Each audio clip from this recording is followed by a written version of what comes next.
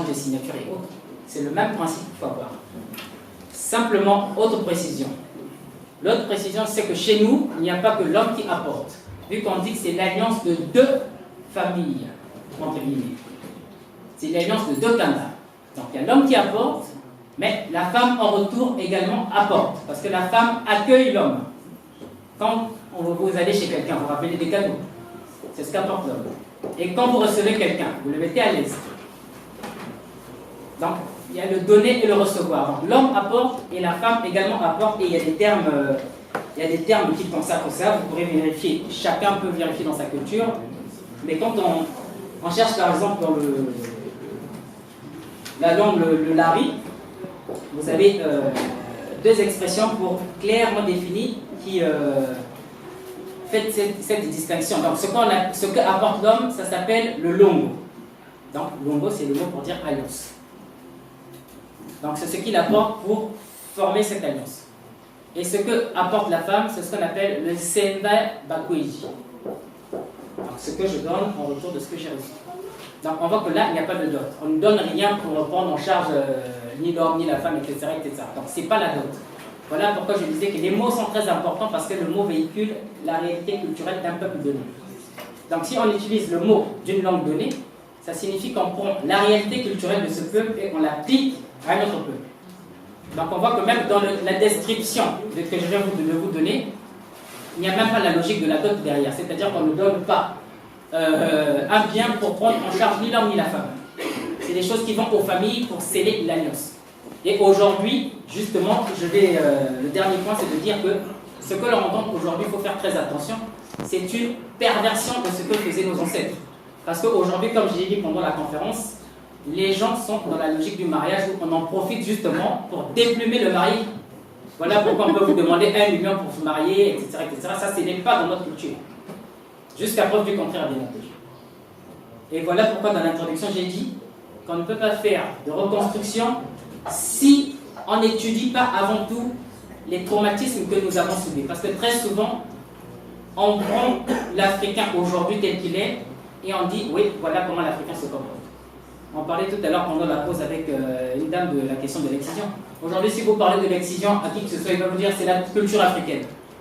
Alors que quand on creuse, on se rend compte que ce sont les étrangers arabes et européens qui ont ramené ça en Afrique et ça s'est perpétué en tant que traumatisme dans notre culture. Donc il y a énormément de choses, il faut faire le ménage avant de dire que c'est l'Afrique, que c'est pas l'Afrique. C'est pas vraiment ça que je voulais dire, parce que dans le sens que le mot dot, vous l'avez très bien expliqué, son origine est où. Le mot dot, vous l'avez très bien expliqué, son origine est où. Sauf que moi, dans, je vais dire entre guillemets, les cérémonies de mariage que j'ai vécues, que ma famille fait et qu'on est en train de préparer de faire, on a par exemple les trois aspects, les oncles qui se rejoignent, être sûr qu'ils s'aiment, qu'ils ont le même sens et autres, tout ça là, mais à travers cette cérémonie, entre guillemets, on emploie le mot dot. Oui, mais il parle en français. Comment on dit dot dans nos langues? C'est ça la question que vous posez. Là, il le dit en français parce que, comme j'ai dit, on a été colonisé par la France, par exemple. Donc, on prend les réalités des autres, on le dit en français, mais logiquement, votre oncle devrait parler dans sa langue. Comment il dit dot dans sa langue? Là, je vous ai donné les mots de ces processus, c'est la bakoji et le longo.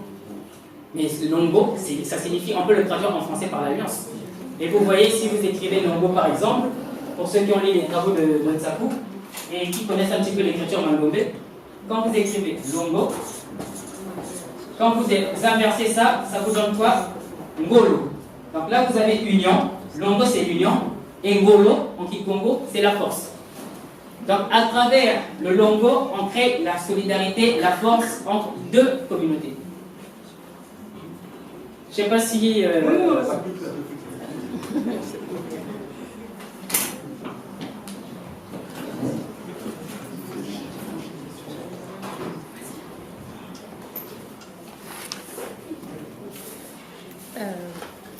Bonsoir et merci pour la conférence. Et je pense que cette fois-ci on est à peu près d'accord.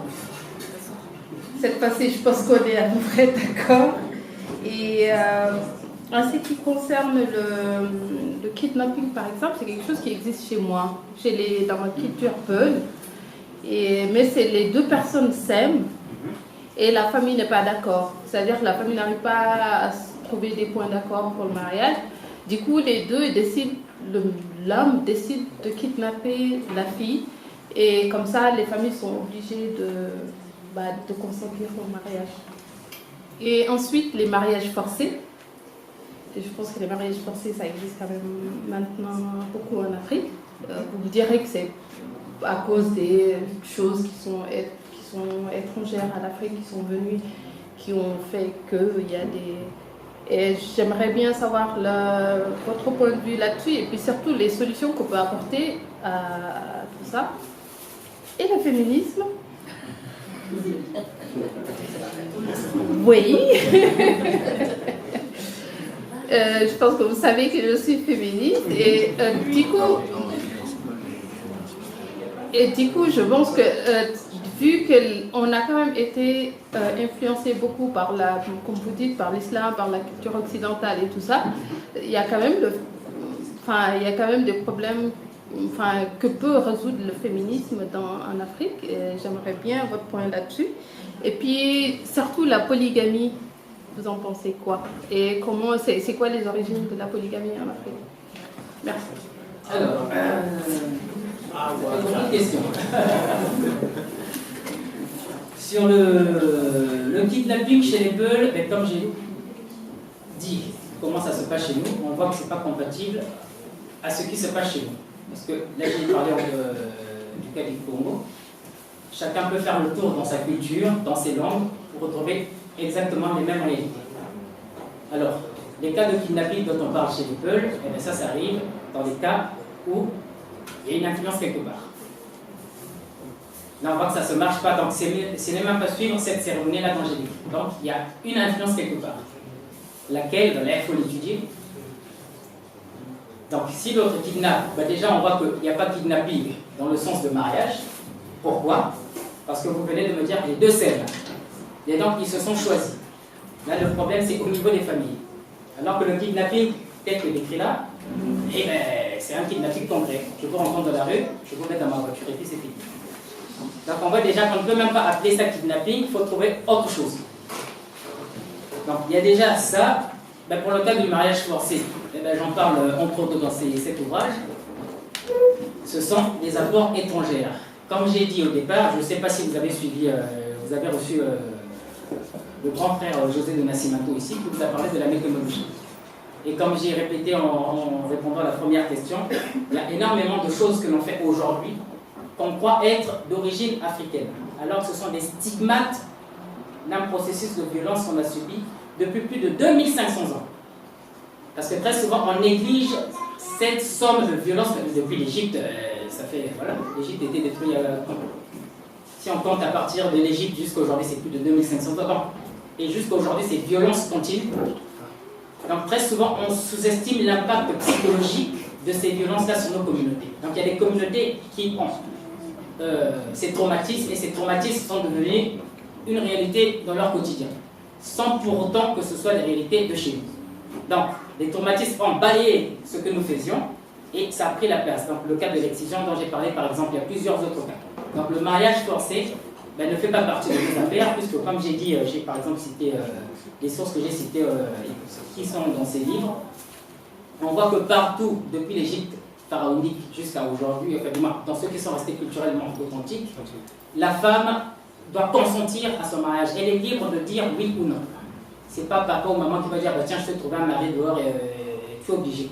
Donc ça, ce sont clairement des apports étrangers. Donc le troisième point, c'était celui sur le féminisme. Alors, est-ce que le féminisme peut être une solution pour nous?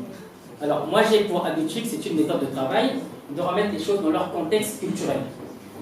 Le féminisme est né dans un contexte culturel bien précis, bien particulier, dans lequel l'homme, justement, le conquérant, le mâle, le maris, maritus, etc., domine la femme à tout point de vue.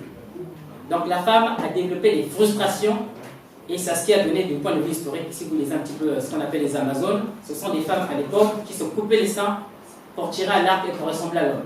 Et c'est ce qu'on retrouve, si vous faites des équivalences, les femmes aujourd'hui qui veulent prendre le pouvoir, ou même les origines, le début du féminisme aux États-Unis, c'est quoi? C'est la femme qui voulait fumer comme l'homme.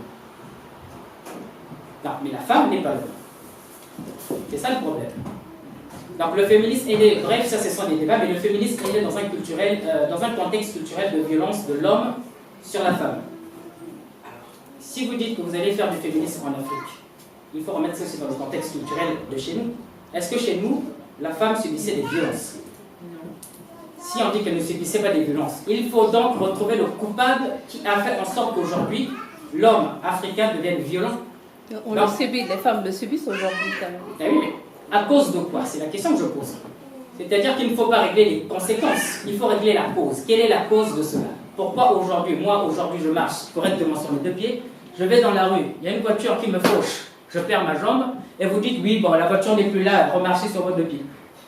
Donc si vous ne trouvez pas la cause de mon handicap, on ne peut pas faire des choses comme ça. Donc le problème de l'afroféminisme, non pas du féminisme, mais de l'afroféminisme, parce que les féministes sont dans leurs droits. C'est compatible à leur trajectoire culturelle et historique. Elles se battent pour changer leurs valeurs, leur mode de vie, leur culture et autres. Mais nous, on se bat pour quoi? Vu que dans notre culture, la femme, elle est même déifiée. C'est elle la première, la source. En Congo, on dit Mahama. Donc c'est un terme de valeur, de grandeur, c'est celle qui crée. Donc si vous venez me dire à moi, qui suis dans ma culture, ah ben tiens, je suis féministe, ben, je vais les mêmes droits que toi, et je vais te regarder et dire, ah oui, il n'y a pas de souci. Pourquoi? Parce que je sais que tu as plus de pouvoir que moi, donc si tu renonces à tes pouvoirs pour être comme moi, l'homme qui suis inférieur, entre guillemets, eh ben, je vais dire oui. Ah ben, qui est bête pour refuser le pouvoir ou pour refuser, je sais pas moi.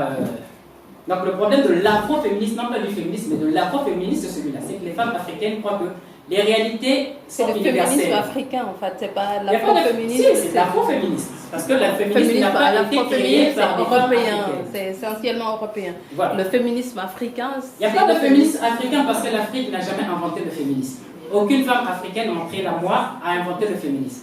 Comment vous le dites dans une langue africaine?